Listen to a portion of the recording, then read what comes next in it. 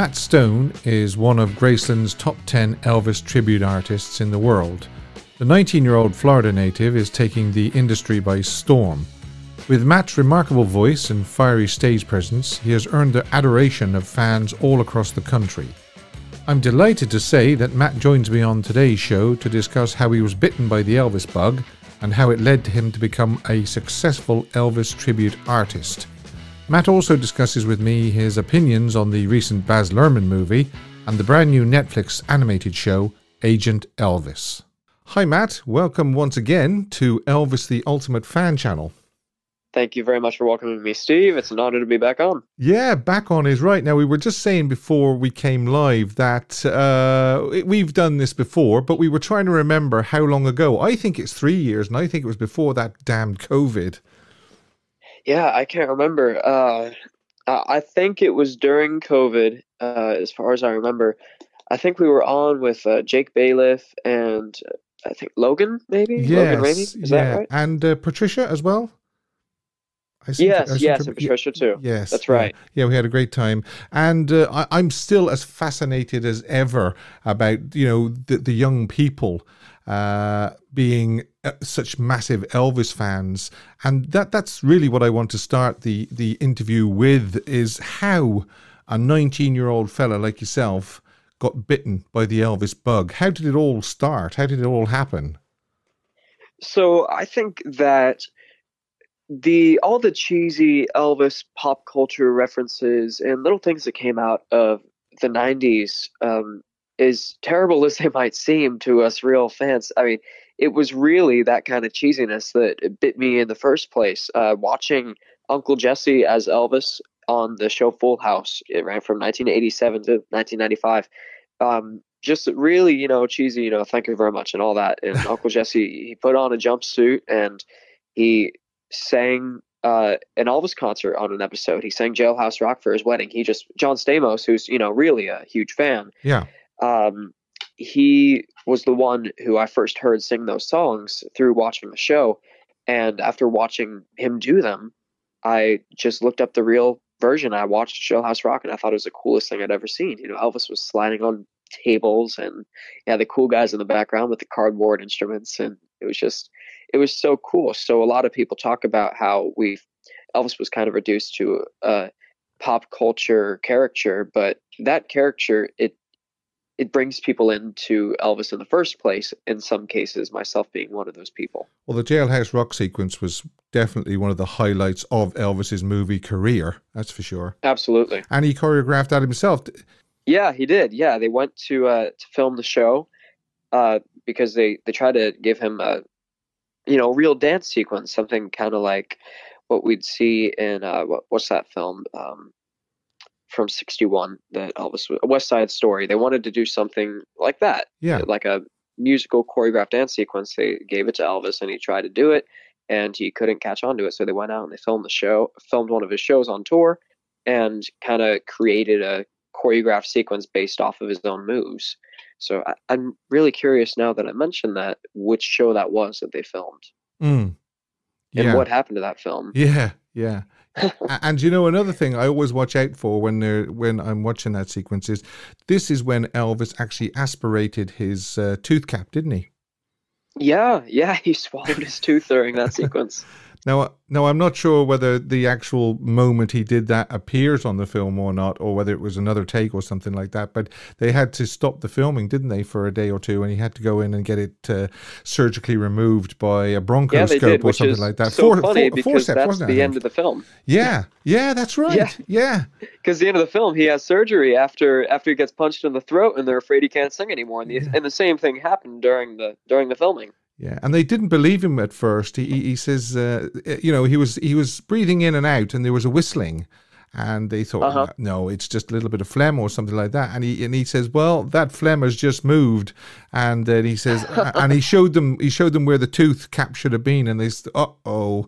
And of course, when they said that they were going to have to part the vocal cords, I think Colonel Parker nearly had a heart attack when he heard that.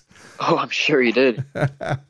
It's amazing, actually, when Elvis fans talk and they go off on little tangents, don't they? As they discuss... We do it all the time. Yeah, as they discuss a topic, it reminds them of something else that happened while that was happening. And I always think of that tooth thing when I watch Jailhouse Rock now, that sequence. Okay, so so carry on about getting bit by the bug, the Elvis bug. Yeah, so after I watched John Stamos sing Jailhouse Rock on Full House, I watched the real version, and for a very short time, I was really only interested in 3, 4 songs.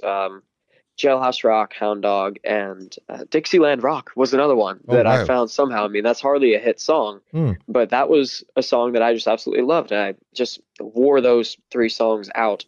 And, the obsession at first of me being 13 and listening to these 3 songs kind of wore off a little bit until, and also I had completely bought into the media lie that Elvis was terrible in the 70s and without ever watching it. And for some reason, I just, took that at face value and didn't watch anything from the 70s. And then one day, Suspicious Minds from August 11th dinner show from That's the Way It Is came up on my YouTube recommended. And I watched that clip. And because I saw, the thumbnail on the video, he looked thin and trim, and wow, this is Elvis in the 70s, huh? Well, everything that I'd ever heard about it was a lie. This is the most energetic, incredible performance I'd ever seen. And that opened up the door to a whole new obsession of all of That's the Way It Is stuff. The first album I bought on iTunes was an album they put out in 2003, I think, called Elvis Live in Las Vegas. And it has one of the August 1969 shows. It has August 12th, 1970 in it, and some other shows, just no other full shows, but some rare songs he did in Vegas, like Green Green Grass to Home, and it has the 50s Vegas engagement in there. And I just really fell in love with all this Vegas stuff.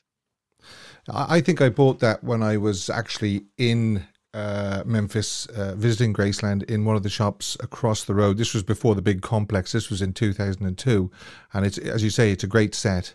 It is a really great set. You're familiar with the sequence that was filmed for Elvis, That's the Way It Is, when he sits down, gets the electric guitar and does Little Sister and Get Back. Mm-hmm. Fabulous sequence. And I think that epitomizes Elvis in Las Vegas. That's the Elvis in Las Vegas that people should remember, not the later sort of 75 and 76 when he was clearly bored of Vegas by then. Mm-hmm. But that's absolutely. That's the Elvis that everybody seems to latch onto, especially the media. They love to find the negatives. Yeah, and when the jumpsuits got sort of really, really sort of almost gaudy, and like the fire suit, and like the Pontiac suit that he wore at the Silverdome. It's completely plain. It's just a hideous suit, and something happened with those designs where they got to be a little bit too much, even when they were on the more plain side.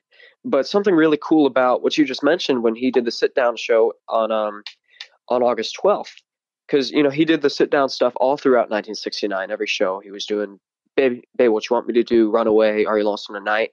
He did the stand-up section with the Gretsch at the Houston Astrodome earlier in 1970.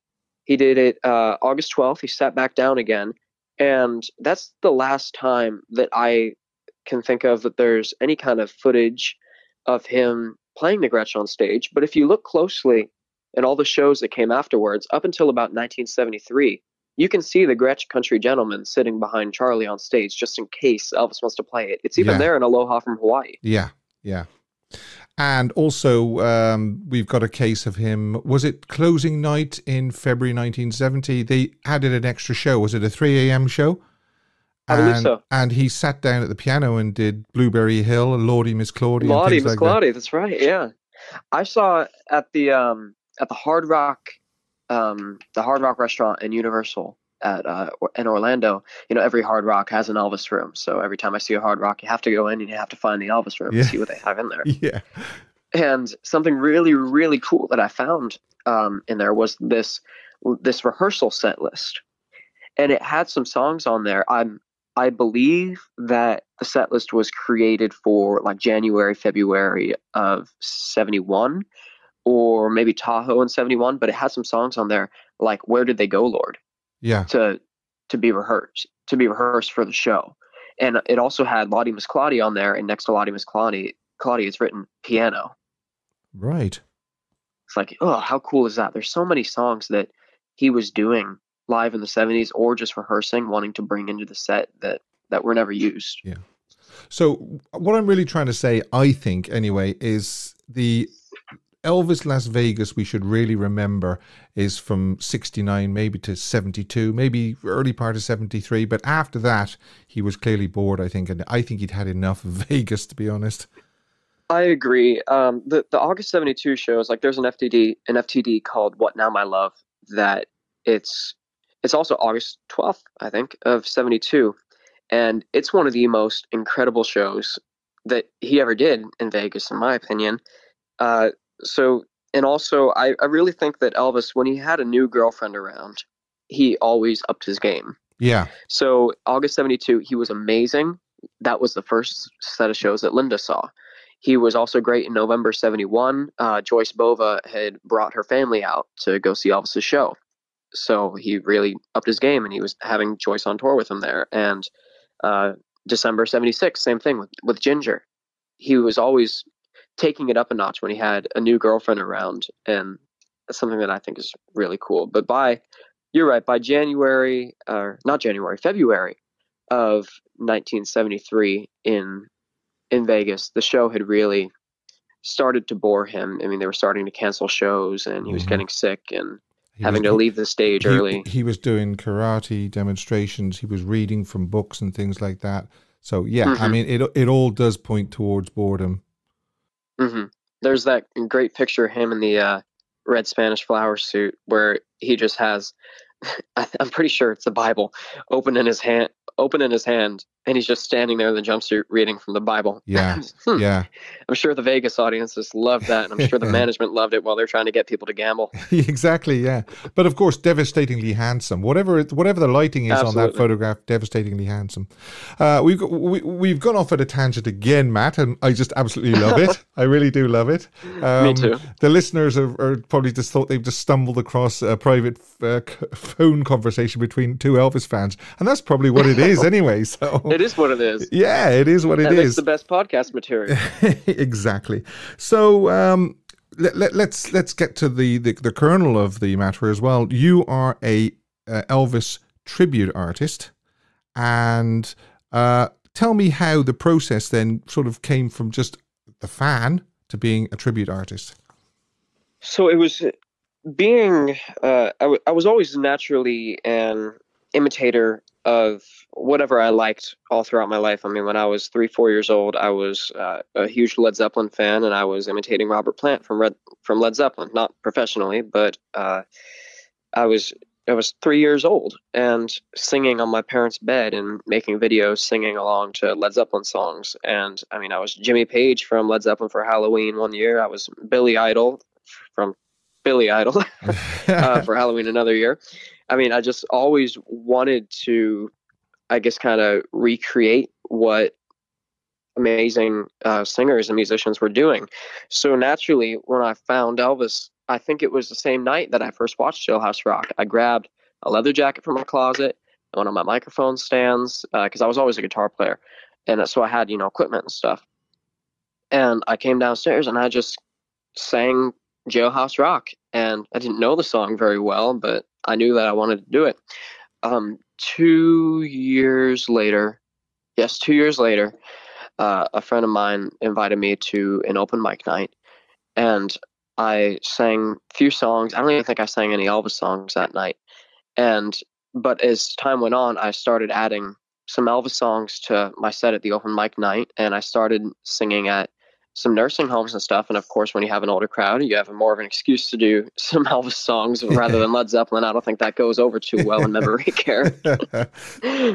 But it was more so myself singing Elvis songs as myself, not really as Elvis.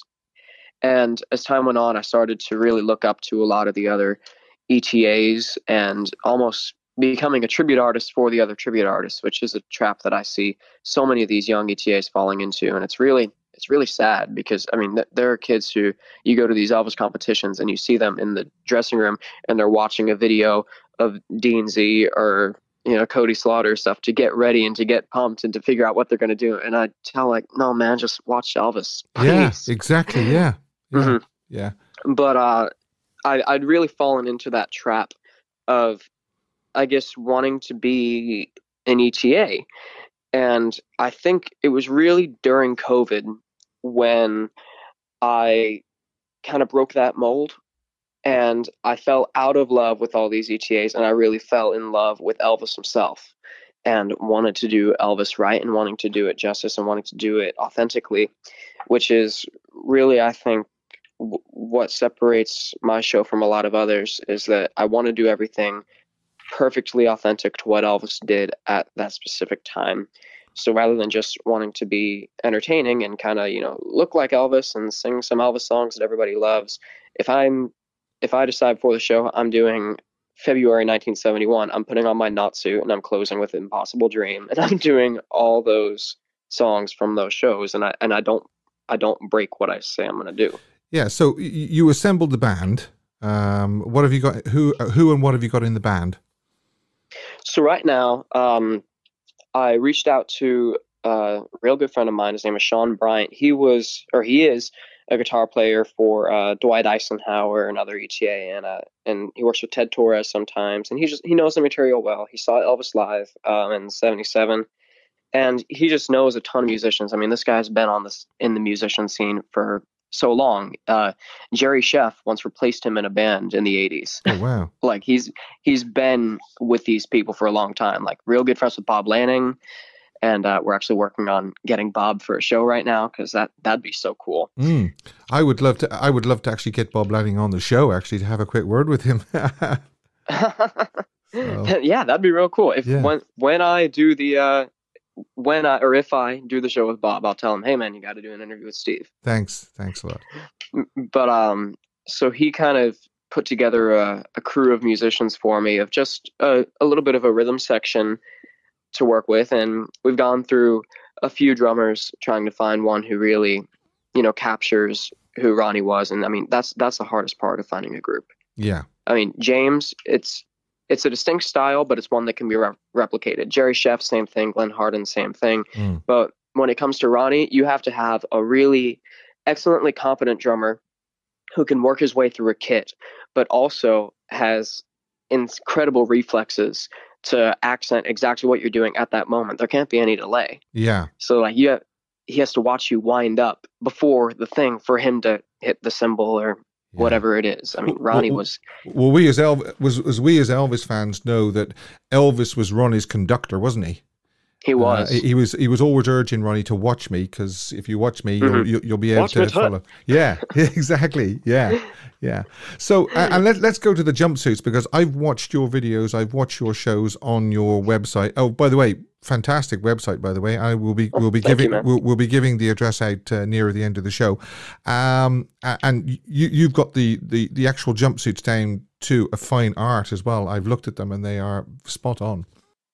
Oh, thank you, man. Yeah, I work with a few different companies that do some amazing things. Like B&K, of course, does amazing work. They did all the suits for the Elvis movie, and unfortunately, with some of the suits, I think B&K has kind of fallen into doing just the B&K thing, where they make their suits a certain way, like that they think looks even better than what Elvis did. For example, their peacock jumpsuit, the turquoise on it is really, really bright when Elvis's wasn't, and they're just dead set on making it that color. Yeah. So I tend not to buy every suit B&K because some of them aren't as perfect, and they're also a little bit expensive. Pro Elvis jumpsuits is a great alternative, and they're a lot more affordable. And if you tell them to do a certain thing, they'll try to customize your suit to the way that you need it. Yeah. Like, for example, I tell them, like, make the collar a little bit bigger, a little bit floppier, and they'll leave the chest a little bit bigger in the suits, because a lot of these suits are just so god-awful tight on so many people, when Elvis's suits weren't that tight. Yeah. Like, they were tight in the waist, but they weren't tight in the chest. And there's another brand called AJM out of Thailand, and he does an incredible job at making authentic suits. The most beautiful suits you've ever seen. They look like they're straight off the mannequin at Graceland. So take me through some of the suits that the 1970s and 1969 suits you have. I've seen you in the red ladder suit, the Concho, is that right? Yeah. So right now, I have the turquoise Concho, the ladder suit. I actually just sold. I just sold a ton of suits that I had because I'm making room for more of them. But I did keep a good amount of them around. So I have the red ladder, the turquoise Concho. I just got a Spanish flower.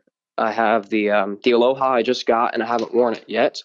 The Pharaoh, the sleek tapestry, the planet suit, the Starburst, the Burning Love, and I have one of those North Beach leather suits that he wore in 1974 as well. The outline of the show, what sort of period do you cover from 69 to 77? Is it just the early 70s?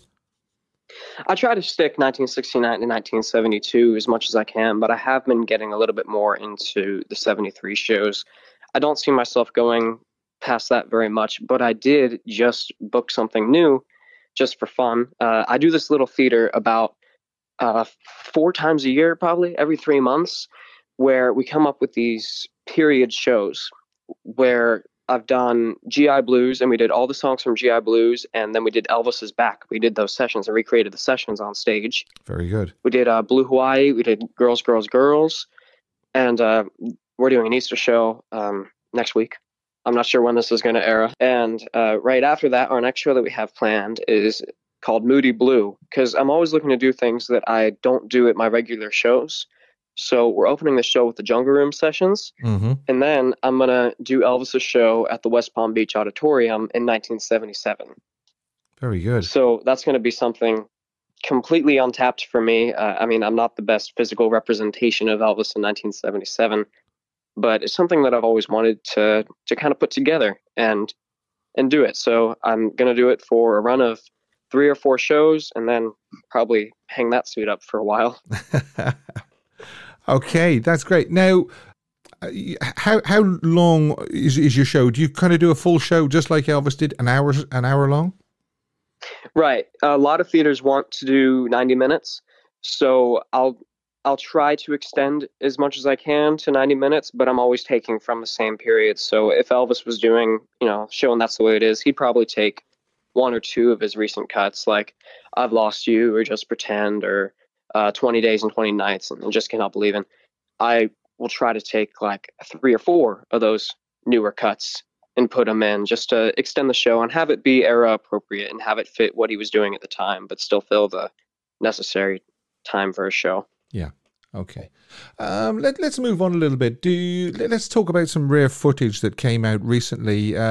St. Louis, 1973 at the airport. Do you see that? I did see that footage. That's so cool. Yeah. It makes you wonder just how much else is out there to be shown, doesn't it? Absolutely. I mean, there are so many people who like to hog 8mm footage for themselves. It's really sad. I mean, it's probably owned by the same guy who's listening to the tape of Elvis and the Beatles jamming. Yeah. Oh, if only. Yeah. But there's a ton of stuff out there. Apparently, there's full footage of Elvis on opening night in 1969 from a balcony shot. People on forums who say, yeah, I've seen little snippets of it, and I don't know who owns the whole thing, but it's out there. A friend of mine just sent me today a little audio sample of Elvis live in Detroit in 1957, and it was like 5 seconds long, but that's the only live show that I can think of being audio recorded in 1957. Yeah. And apparently there's a full thing out there, and who knows? Just going back to opening night 1969, I spoke to Steve Barilli last week, and the interview aired just the last couple of days, and I said to him, I can remember seeing a photograph on Facebook of an 8mm reel of opening night 1969, but I can't remember who was supposed to have been selling it and where it was. Wow. But it's supposed to exist because we have RCA, their first show they recorded or somebody recorded was August the 3rd. But I mean, Yeah, that was the first recorded, the first bootleg performance from Vegas, and I'm pretty sure there's a guy who recorded. I think it was the seventh. I can't remember what his name was. He also was there on August 1st and recorded it, and it was confiscated. Oh, So our so the people at the at the International, the security was stopping people and grabbing their bootlegs and confiscating them. wow. Those things probably all went in the dump. Oh, It's sad. that's annoying. Very annoying. Have you a best Elvis concert? Best Elvis concert. It's so hard to pick, man. I could really pick things by the era that they were from. Like best show from January, February 70, I think is opening night, Yeah. January 26th. And That's the Way It Is show would be August 12th, but September 3rd is also great after they left. In 1971, I think his show in Boston Garden is absolutely phenomenal. I think it's the best version of Bridge Over Troubled Water he ever did. Pity it wasn't filmed.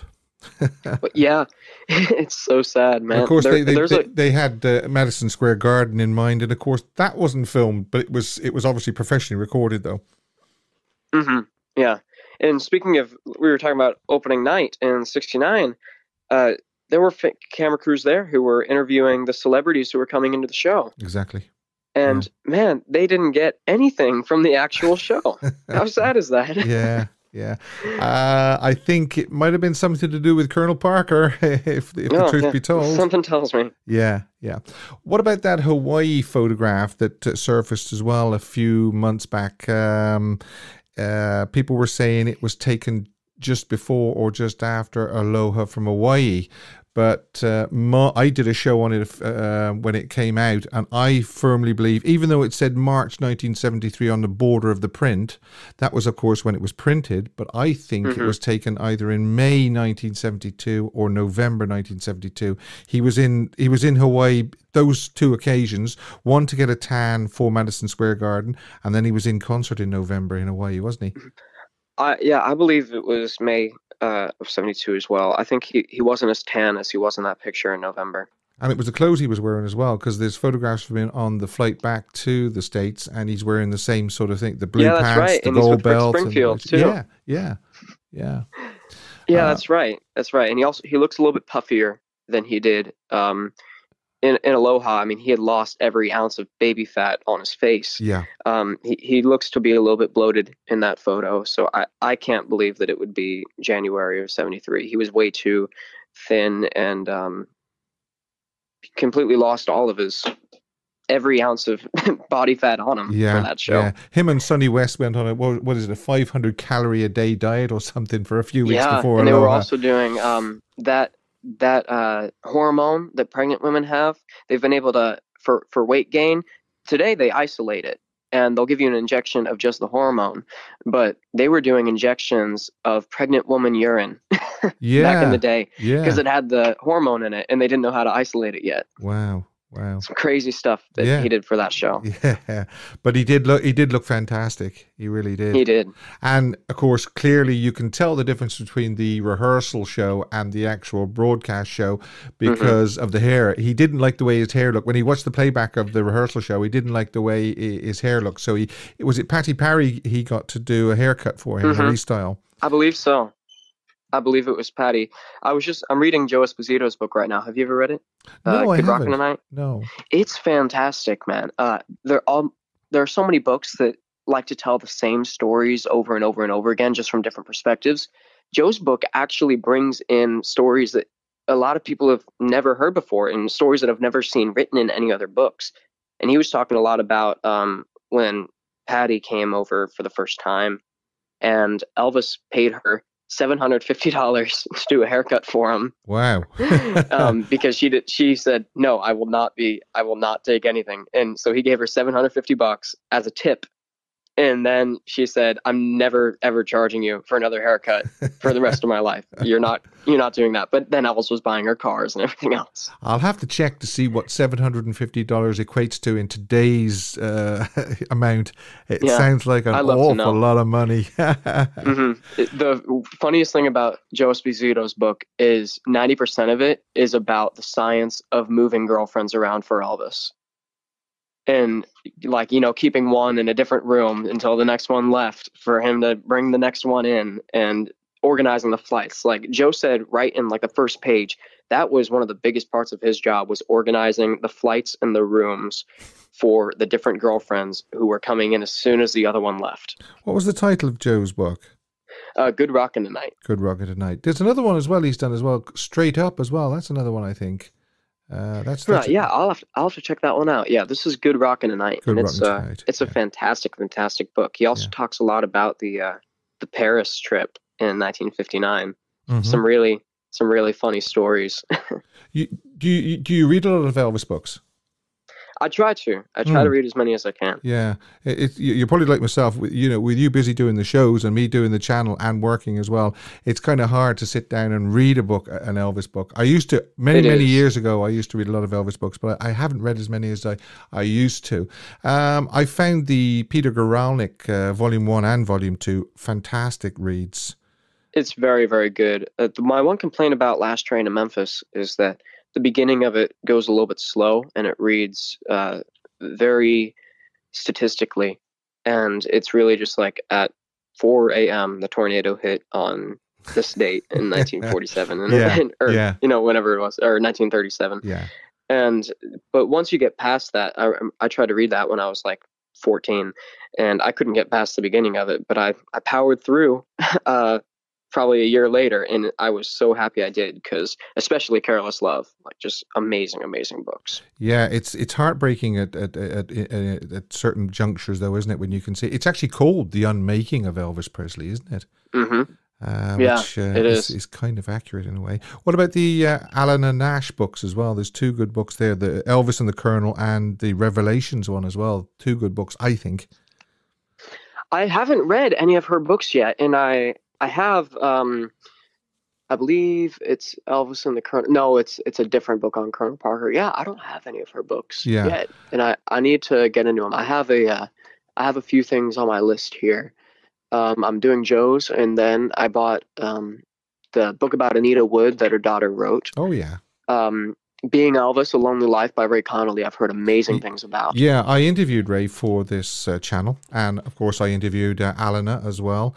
One book you really don't want to bother with is the Albert Goldman book, Elvis. If you ever get offered to read that, don't waste your time, because it's just an assassination on Elvis's character. It really is.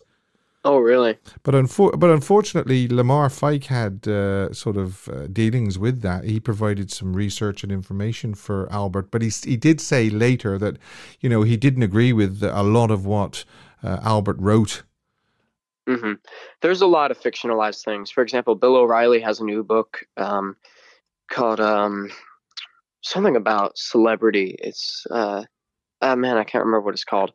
But it's about Elvis and John Lennon and Muhammad Ali. And in that book, it says Elvis would throw his guitar into the audience in a fit of rage.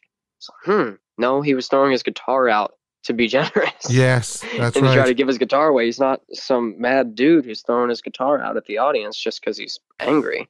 I mean, there's very, very few cases of Elvis showing rage on the stage. Of course, there's the drugs rant, the one where he says he doesn't read fan magazines because they're all junk, and then they're all junk. Yeah, that's right. And then he says about if I find out who wrote it, I'll rip his tongue out by the root and all that. But I mean, actually, I'm kind of siding with Elvis there, because a lot of the and it's today is even worse. I mean, this was in the days before clickbait. I mean, we know what clickbait is now. So I kind of side with Elvis. It is all junk. Yeah. I mean, they were saying some terrible things about him in those days, and I can only imagine. I mean, Elvis, of course, he had his prescription drug problems, but they were saying he was a junkie, and he was doing heroin and this and that, and of course we know that's not true, but that's what the hotel employees, Jack, were saying. Yeah.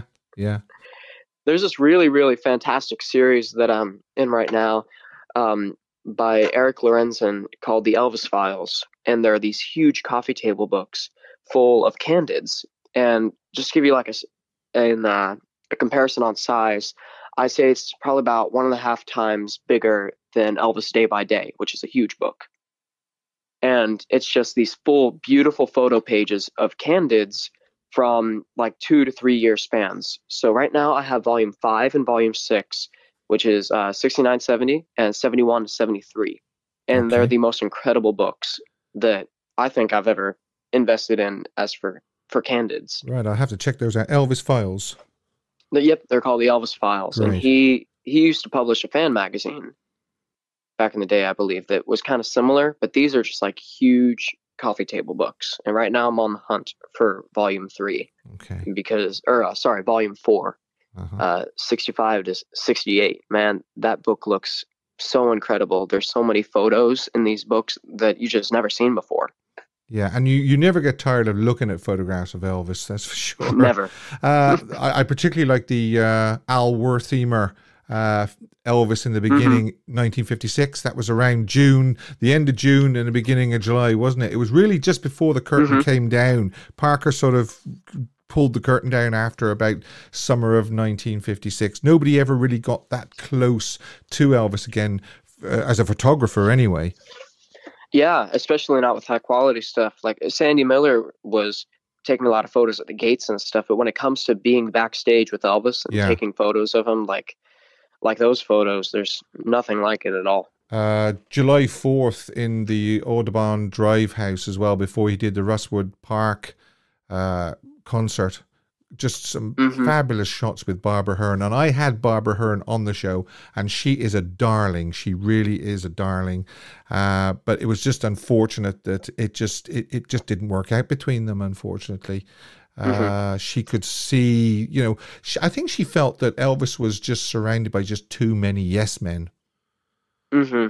And I think a lot of people felt that way. That was one of the many reasons for the demise of his marriage. I mean, just being around all the yes men all the time, I mean, that would have to drive you crazy. Yeah, yeah. It's And strange. there's always these It's strange. crazy stories. It's strange because Priscilla would have probably known what she was getting into, because we know that obviously she came and well, she was supposed to She be was there with, for so long. yeah, I mean, she was supposed to be with Dee and Vernon, but we know that she moved into Graceland pretty soon after she came over, so she kind of knew what the life was like. Hmm. Maybe she thought Yeah. marriage would change him. I don't know. Mhm. Yeah. Well, that's a mistake a lot of people make. Yeah, yeah. You've been to Graceland, obviously, because you are one of Graceland's top 10 Elvis tribute artists in the world. Tell me a little bit about taking part in the Elvis tribute artists. Well, it's a fantastic experience, and believe it or not, it's very laid back. I've been to contests that are qualifiers for the ultimate, and they seem a lot more tense than the ultimate when you get in. And of course, you have some people who will try to, mess you up backstage. Really? Like, oh, are you gonna do this? Are you gonna do that? No, I wouldn't do that. Oh, you wearing that suit? And Ah, right. like I've heard so many stories from other people. They're like, yep, yep, that happens all the time. Yeah, But it really is the way that Graceland themselves run it is very laid back and just very very nice and not overly strict at all. And my favorite part about it is I got there quite early one of the days for the semifinals, and I got in at like 4, and call time was at 5, and the doors weren't open yet. So I was just walking around Elvis Presley's Memphis, looking at the jumpsuits and going through everything, and it's really nice to get into that headspace before the contest. yeah. Do you like Graceland, what Graceland has become, I should say, recently, with obviously the guest house and the huge complex now across the road? Do you like that? Because some fans are saying it's just getting too big now. Well, I don't think anything could get too big with Elvis. I mean, he was a very big person. He was a big Yeah. personality. He had such a big life. I personally love the new complex. I think I went once before the complex, and I've gone every other time since it's been there. And really, nothing beats it. I think, especially their new jumpsuit display is incredible. The one thing I will say is the prices keep going up, and that's not something that I love because I mean Elvis, he always kept his ticket prices low. I mean that was Yeah. really the kernel, Yeah. but Yeah. he knew that his fans weren't always rich, and he wanted to keep him accessible for everyone. And I think a lot of the new prices are reflecting something else. Yeah. Now, I will say, you're saying that you like the new complex and the things they're doing, and I agree with you because see, the thing is they can't keep they can't sort of have exactly the same things as they did 30 years ago, 20 years ago. They have to keep freshening it up and adding new things and things like that. If they don't, then people won't be going to see it. They won't be coming back. They need people to revisit as well. hmm The one thing that I would wish they would change is how they keep springing up these new exhibits about Muhammad Ali or Jaws or Disney, and they keep springing up these new exhibits that have nothing to do with Elvis. And they say it's to bring in new fans, but you know, Yeah, they had dinosaurs or something, didn't they? I think they had what was dinosaurs. that? Sorry. I think they had dinosaurs or something one year, did they? Yeah, I think they did. Now I don't know what that's got to do with Elvis, but there you go. Yeah, at least Muhammad Ali made sense in some ways. Yes, yeah, because they were great friends. They were great friends. Elvis movie. We can't obviously have a long, big discussion about Elvis without mentioning the Baz Luhrmann movie and Austin Butler. You saw it, obviously. What did you think? I thought that it was absolutely incredible because I went in with low expectations. Um, I mean, there's been so many Elvis biopics made, of course, not on this big of a budget, Mm. but that have just been such a disappointment over and over and over again. I think the Jonathan Rhys Meyers one from 2005 was probably the most authentic Elvis story that's ever been told, but because it's basically word for word of a Guralnick book, even the script in the movie is exactly the words that are written in autobiographies of what was said between Elvis and Priscilla at the specific moment. But I think that movie really did a fantastic job on being authentic, but Jonathan Rhys Meyers' acting was not great. His lip syncing was really not great. And just the set design of everything wasn't as beautiful as this new film. And I think Austin just did an amazing job really embodying who Elvis was, and especially in certain scenes. There's the one scene where Priscilla's leaving, and of course, it's not the most factually accurate scene in the world, but just looking at Austin as Elvis crying on the steps, and you see those prosthetics look exactly like when Elvis got off stage in Jacksonville in '72. And I was just looking at his cheeks and the makeup and the puffiness and everything. I'm like, wow, that's really really incredible. Yeah, I mean, what I sort of got a little bit irritated about at certain points was people were picking on the timelines were a little bit out of sync, weren't they? I mean, we know that They were. he didn't have the Lisa Marie jet when they divorced and things like that. But Baz did say that they had to concertina some of the storyline to fit it in, hmm because at the end of the day they told him, look, you've got 2 hours 40 minutes. We can't do the 4 hours. This is how we're going to do it. So, hmm but if you see past the timeline issue, you're quite correct. It is the best Elvis movie that's been done to date. hmm it's beautifully made. Every single time I watch it, I'll notice something else, a little detail that they put into the set design. I don't know how the set design didn't win the Oscar. Well, this is it. I can't believe that out of 8 nominations, it didn't win at least one. Okay, maybe it was never going to win Best Actor because Brendan had that nearly enough tied up, didn't he? I think. I think he did. I didn't even see The Whale, but I've heard enough about it to know Mm. that it was pretty much a critical consensus that he was going to win. But I mean, But especially for set design, man. yeah, set design, Yeah. costume, editing, things like that. It's strange. It's strange to say the hmm least. Okay, performance dates. You've got a tour coming up soon, have you? Yeah. I'm doing as many shows as I possibly can, and I'm starting to get into the business of producing the shows myself rather than having to be booked by other promoters. So we're going in and renting the rooms and financing the whole thing ourselves, just to move up quicker.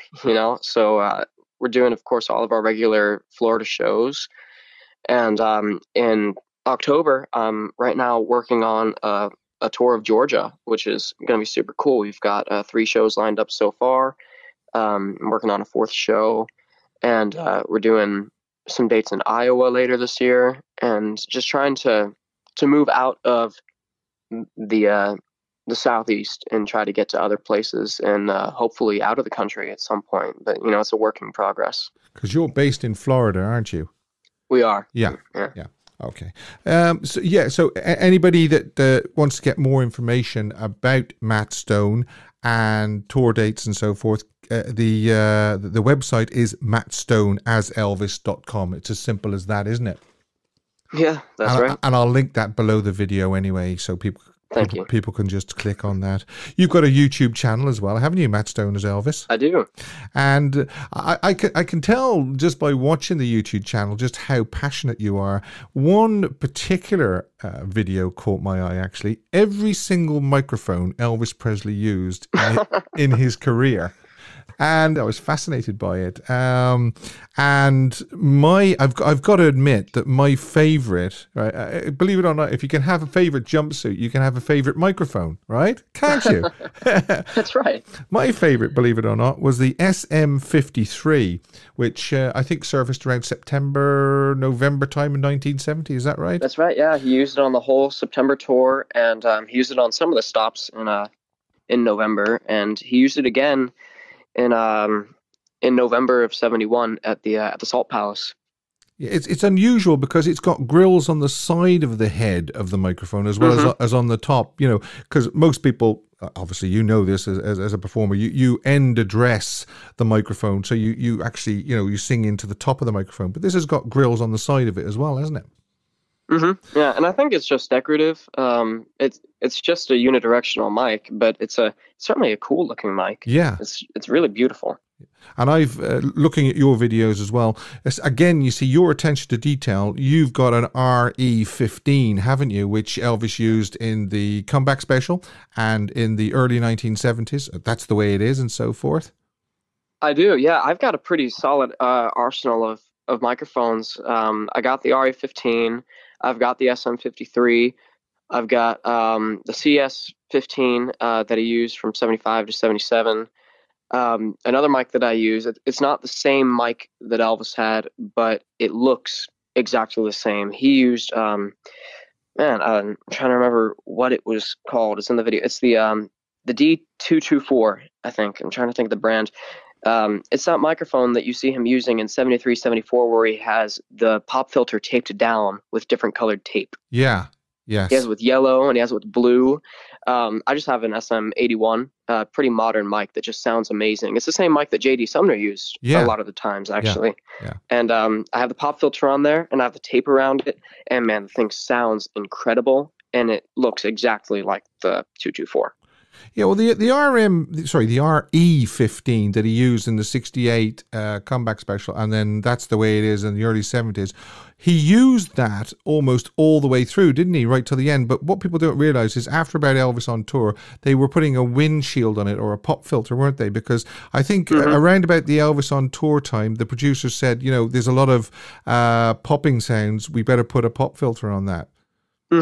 And in 71, he switched to the RE16, which I also have one of, which is actually the same exact microphone as the 15, but it has a pop filter inside of the grill. Yeah, a built-in pop filter. So he was using that. He used it on tour during the rehearsal when he was doing Always on My Mind in Separate Ways, and used it almost all throughout 71. So I think after he used that microphone and the producer saw it's not making those popping sounds anymore, and it seems to not catch the wind as much. Just him waving around the microphone. They probably told him to put the filter on it. I'm not sure why, but he switched away from the 16 and went back to the 15 and put the windscreen on it.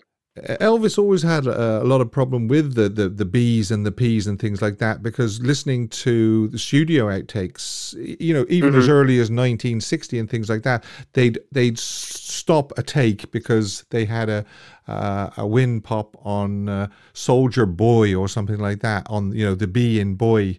So it's fascinating to hear all those things, and I love. You probably love listening to them as well. The outtakes and the Follow That Dream reissues and collectors labels and things like that. As I was saying, I was speaking to Steve Barilli last week, and Steve actually provides photographs for the album covers of Follow That Dream. Real great guy, and he actually saw Elvis on June the 10th, the afternoon show the one that became Prince from Another Planet, and he was only 13 at the time. That was the first time he'd seen Elvis. And it was a great episode to hear a 13-year-old boy the first time seeing Elvis at Madison Square Garden. Can you imagine that? Wow. Oh yeah, that's super cool. Yeah, super cool.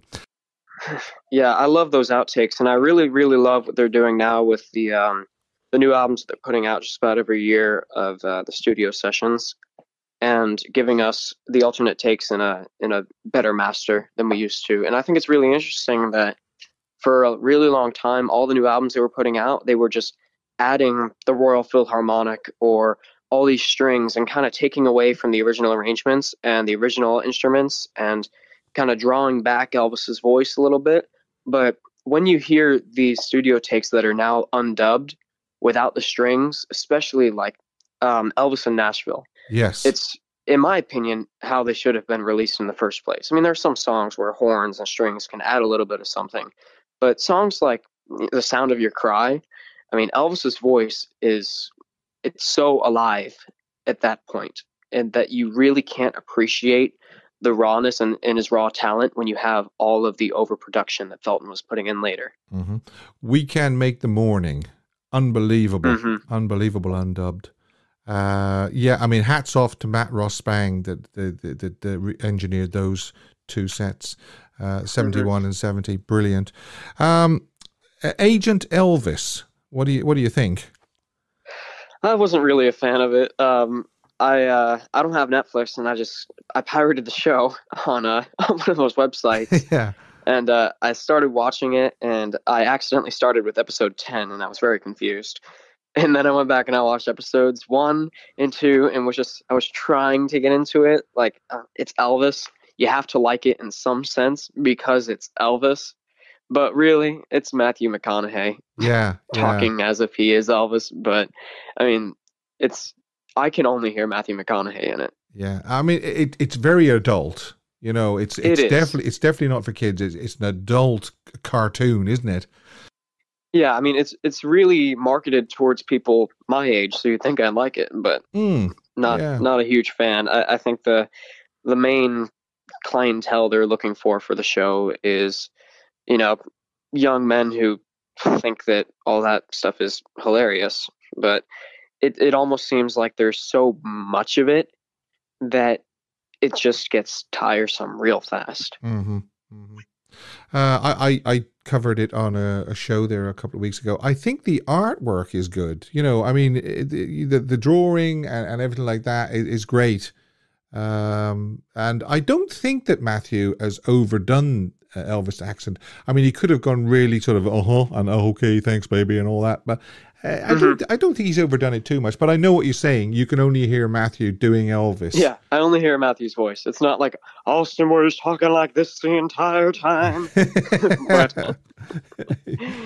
But yeah, I mean, it's an interesting show to say the least. It's a little bit too much. I think Sally Hodel put it really well that the Elvis movie finally humanized Elvis, and kind of got him away from the character, which I don't mind it because, I mean, that's what brought me in the first place. But we finally had a really, really solid way of bringing in new fans and getting Elvis away from just being, a Halloween costume. And then we put this out, and it just seems like we took a step in the right direction, and then we took 10 steps backwards. Yeah, I agree. A lot of people are saying it could actually do harm to the good that the movie has done, because without doubt the new Elvis movie has regenerated an interest, and by younger people as well.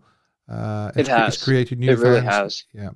How did you feel about Austin doing the first part of Unchained Melody? I thought they'd probably overdone the prosthetics a little bit too much. I thought that their prosthetics were good except for the chin. I think that it was almost like his chin was missing. So his face looked fatter and droopier than Elvis's was. Because Elvis, I mean, his face was obviously a lot bigger than it was in Aloha. But it really seemed like bloat underneath his skin. And this almost just made it like droopy fat under his skin that Elvis really didn't have. So I think if they had added that chin in there and made his cheeks look a little bit less saggy, it would have looked a lot more convincing. But I mean, there's still people out there who are convinced it's Elvis the whole time or Austin the whole time. Yeah, I and know. Still can't figure out when the change is, which I don't know how anybody that can do really, really confused me. I thought, how can you not tell which is Austin and which is Elvis? Another question I keep asking myself as well is, why didn't they just use Elvis for the whole sequence? Yeah. It would have been something. I don't know. Yeah, I mean, there was talk that Baz didn't think he was going to be able to use that sequence, so I'm sure that they fought against it. I mean, EP has been fighting against using 77 footage for years. I'm sure they weren't very happy about it, but I mean, the movie certainly generated a whole lot of income. So hopefully, we'll have a change of heart on that field, and maybe even get a remastered Elvis in concert. Yeah, and also we need more of the Elvis on tour footage released as well, don't we? Absolutely. I mean, when they did the greatest, what's it called, the greatest performances DVD in '91, that was the last time that anybody went into those vaults and grabbed that footage, because they released a few new songs for that DVD, and since then, they've just been letting 40 hours of footage just rot away until Baz had access to it, and he remastered it, and it looks beautiful, and it's in the film. But I think it's all to do with, red tape and legislations and copyrights and things like that, isn't it? Because is it TCM that own Elvis on tour at the moment? I think it's Warner Brothers. Which I mean, they released the new film, so I guess that's how Baz got the access to it. Yeah. But yeah, it needs to get out there. But again, it's not something that Baz is going to be able to do overnight. I mean, it will be a very, very lengthy project. Yeah, it would, especially being that there's 40 hours of footage. I mean, can you imagine all the stuff that they did? And I'm not sure if 40 hours refers to like every camera, so you'd have 4 hours or 4 cameras recording the same show, and then that makes 4 hours. I'm not sure if that's what they mean when they say 40 hours of footage. But I mean, we saw it in the film. We saw the new stuff. Just little glimpses of it for like half a second. Yes, very, very almost like a tease, wasn't it? Yeah. And some of it, I was like, wait, I haven't seen that before. Wait, what was that? That's not in it. Great that you get the DVD and you can pause it or slow it right down. Yeah, slow it down. Yeah. The makeup artist for the movie, it posted a time lapse of everything that they did for Austin and putting on the prosthetics, and I slowed that thing down as slow as I possibly could and just was watching every little thing that they did during that transformation, because Austin naturally doesn't look very much like Elvis. They did an incredible job transforming him. Did they use deep fake for some of the sequences? Like when he walks into a little less conversation, live a little, love a little. They did. When they put his face onto the original movie sequences, they did. There's that part, and there's also something in that montage for the '60s. They put Austin's face on Elvis for the Old MacDonald part. Yeah.